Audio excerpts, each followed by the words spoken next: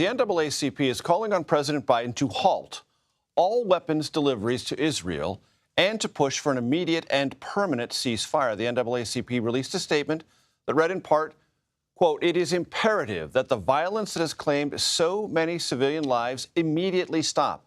Hamas must return the hostages and stop all terrorist activity. Israel must commit to an offensive strategy that is aligned with international and humanitarian laws," unquote.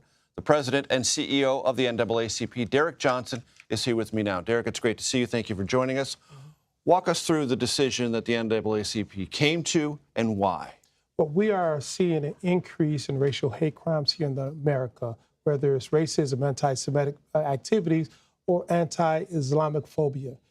We recognize that what happened globally actually have an impact here domestically. And as we approach the November elections, communities should be talking about how we can work together, not about the things that divide us. And it's unfortunate that we are here at this juncture. The president said last week in remarks at the White House that this war should end and the new day should begin. That's not enough. Well, we absolutely agree. And he calls for a ceasefire. But calling for a ceasefire and then sending arms, that's inconsistent. We support the right of Israel to defend itself, but we also have grave concerns with the high civilian casualty, particularly of kids. And so as a nation, we must look at how is this going to impact November? Our biggest fear that we have white supremacist sympathizers sitting in the White House. Because the last administration, what happened in 1 week's time, the Latino community was attacked with a mass shooting in El Paso, Texas at a Walmart. The African-American community was attacked with a mass shooting at a Kroger in Louisville, Kentucky. And the very next night, a synagogue was attacked in Pittsburgh. We cannot exist as a nation if we allow the very fabric of this nation to divide us, as opposed to making sure that we stand up and ensure that civilians are not attacked and communities are safe here domestically.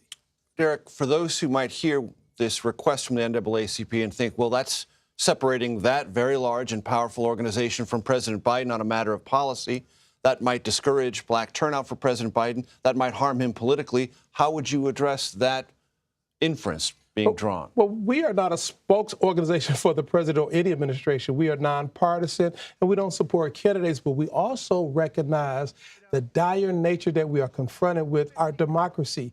The choice in November up and down the ballot isn't whether or not we have candidate A or candidate B, it's whether or not we have a functioning democracy or something less than that.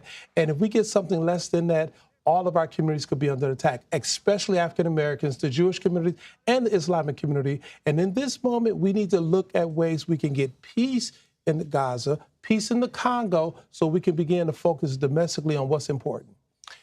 Has the NAACP reached any conclusions, because this is being debated at the International Criminal Court, as to whether or not Israel has engaged in something that could be alleged or confirmed to be war crimes? But that's not our role. We support the president's call for a ceasefire. We believe there should be de-escalation. And how do you get there? You stop the arms and you force people to the tables to have true and meaningful conversations so that we can get to a different space in that region of the world. And when the Israeli government led by Benjamin Netanyahu says we cannot have those kinds of conversations, we've been trying to have those conversations with Hamas, because they are a terrorist organization bent, according to their own words, on the destruction of Israel, we have to eradicate Hamas in order to have a new future for Gaza. You would say what? Well, for Netanyahu, we see him no different than Hamas, and that's the problem. You do not? We don't see him any difference. We support the people of Israel. We support individuals who seek peace, but unfortunately, he's operating in the same vein as any other fascists would operate, and that's unfortunate.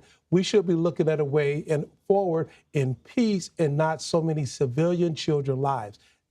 What we're seeing now is undermining the very goal of having a presence in the Middle East in a way in which everyone can really exist. Right now, under that regime, that's not happening. Derrick Johnson, NAACP, thank you very much for your time.